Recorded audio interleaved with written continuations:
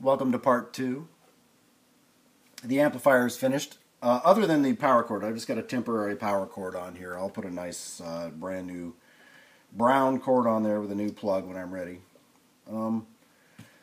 Right now I just have this spliced into the, you can see I'm just using the patch cords, the test leads, have it spliced into this RCA-45 RPM record player so that we can demonstrate the amp for you. I have the capacitors and the resistor that are in the volume control assembly. I've replaced those. So let's turn this on and see what we get.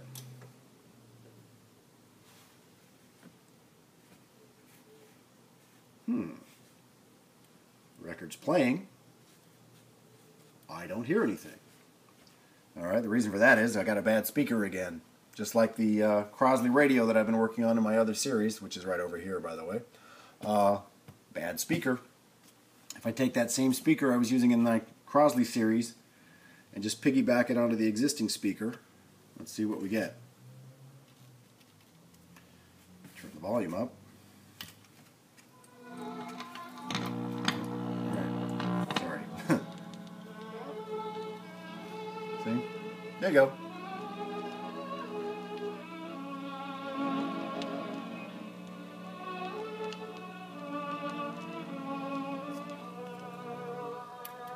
Now, let me go ahead and turn that back down. Turn this off. Obviously, turn the amp off. That's not a lot of volume. These 45, I have this 45 player set up. It is using, there. It's using one of these cartridges. One of these Chuo Denshi cartridges that are used in all the new retro style Crosley record players. They all use these, and these are pretty low output. I can't remember. I think it's less than half a volt. What we're going to use instead is we're going to use this old PowerPoint cartridge. This was originally going to be used in another project, but the LP needle came off, just broke off. The 78 needle is still good, and this will fit in the tone arm without any trouble. So we are going to do that. We're going to put this PowerPoint cartridge in our player because it's got a hotter output than the one that's in here. So you'll get more. I will get more volume out of it when it's all said and done. I may not. It may not be. Probably won't have the kind of output the original cartridge had, but it shouldn't be too bad. So that's what's going to go in there, and we'll be getting to that soon. So anyway, I just wanted to demonstrate the amplifier and show that we're making progress on this thing gradually. I'm waiting for my speaker repairman to get back. He should be back in his shop at the end of the week, and then I'm going to send out the 2 speakers. I'll have to take the one out of this amplifier, and then I've got the one out of the Crosley radio right here ready to go. I'll get those sent off. They have to go quite a ways, so it'll be a while before we get them back. So in the meantime, we'll get back to working on this. I've been shining it up a little bit. You can see on the tone arm here, you can see, I hope, there's sunlight coming through the garage window again.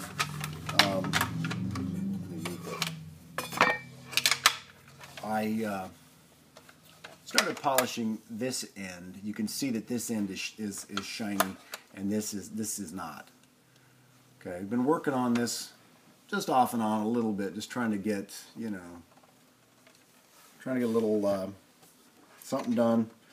Shined up a spot here. You can see that's a little shinier than the rest of it. This is really dull, and you can see how that's, you know.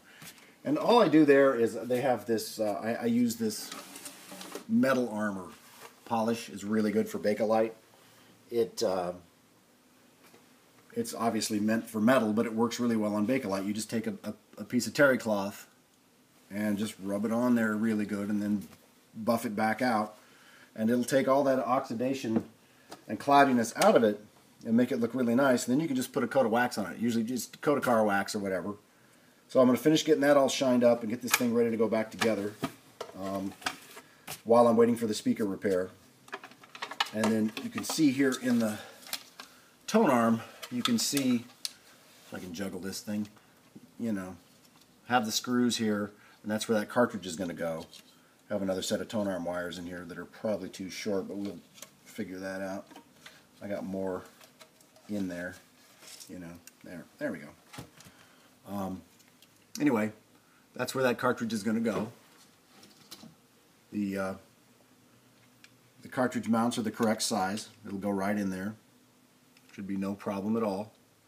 And that should make a nice nice output, because you need a small cartridge anyway, because it's got to fit when you lock down the tone arm. When you turn the player off and lock down the tone arm, it has to fit in this little area right here, so that the tone arm will lock all the way down.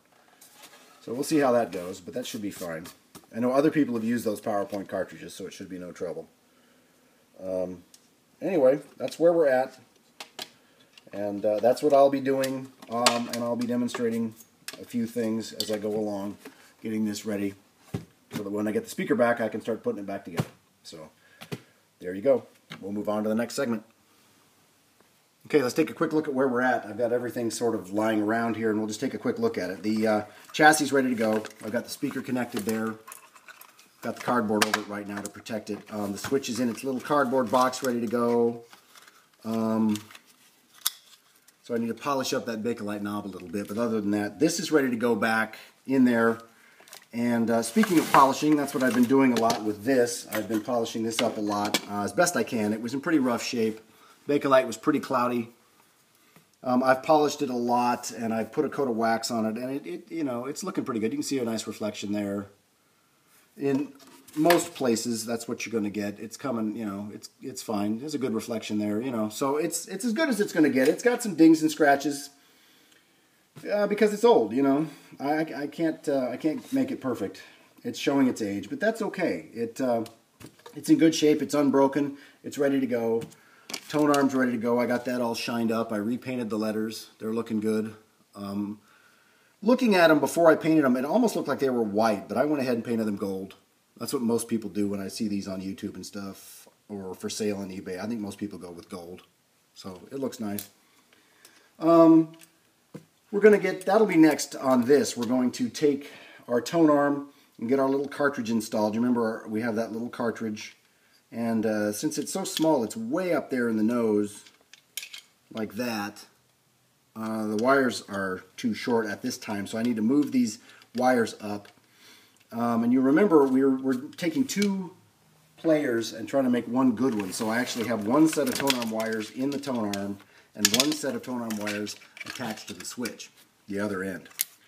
And I don't think either set is quite long enough. So what I'm going to do is I'm going to keep this heavier set of wires in the tone arm attached to the cartridge. And then somewhere near the back, I'm going to splice these other ones on and get rid of the excess on these heavy ones. That way, the finer gauge wires will be under the cabinet. So when the tone arm moves, it'll be these finer wires that are moving. I just think that's a better idea. So that's going to be next, getting that all done. And then once that's done, we're ready to put it together. The chassis is going to go in the cabinet. And this goes inside the cabinet where the speaker is. So we have that. Of course, we've got the bottom. This was the better of the two. This one's in really good shape. That's going to go on there. And then, of course, we can put our platter on there when it's all said and done. That'll be last. We'll get that on there. And that should be it. And we should be able to give you a good demonstration. I've tested the new speaker, the repaired speaker. It sounds great. So other than that, I think all I have to do is put the little RCA logo back right there, and we'll be ready to go. So we're going to move right on to getting that cartridge installed in the tone arm.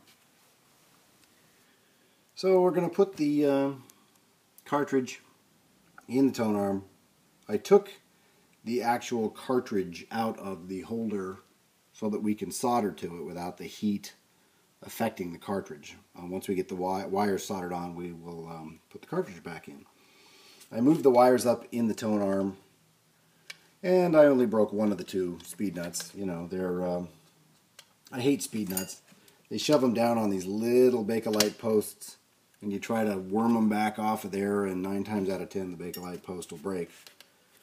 So I broke one. The other one I managed to get loose, and hard to see back there, but Got it loose enough where I can move the wires back and forth. And what we're going to do, this is a stereo cartridge, which doesn't mean a thing on a 78 player. If you were using this in a stereo player and flipped it over to 78, obviously your 78s would be playing in mono. But since it's a stereo cartridge, I'm going to take this little scrap of lead off of a capacitor and use it to bridge the two stereo contacts, and then we'll just solder the red wire to that, and then underneath what was the black wire, what was the negative, we will just put the white wire to that. And so stand by for that. Okay, well, got my little bridge in there with the red wire attached, and the white wire is attached where the where the negative is. That's all going to go in there okay, but I'm going to have to shorten up the screws. I just realized the old cartridge, the original. Let's see if I can grab one here and just show you. In case I never have, I've got a few up here. Let me just. Oh, come on. Yeah. They look like this. You know, they're more or less. You know, they're just. These probably, I don't know if it was that one, but it was probably a lot like that. You know, you can see how thick that is, how big that is. You know, that's what went in there. So this is a lot smaller, and of course these mounts are really thin. So I'm going to have to shorten up the screws and maybe use some washers or some, you know, little metal collars or something to get that in there the right way, where it's not going to bounce around. But that's pretty much it. I need to kind of, you know, I'll just leave it in there like that for now till I can get that worked out, so I don't break the wires again. But anyway, that's the first part of this process. I'm going to figure out what to do about those screws, and we will take it from there.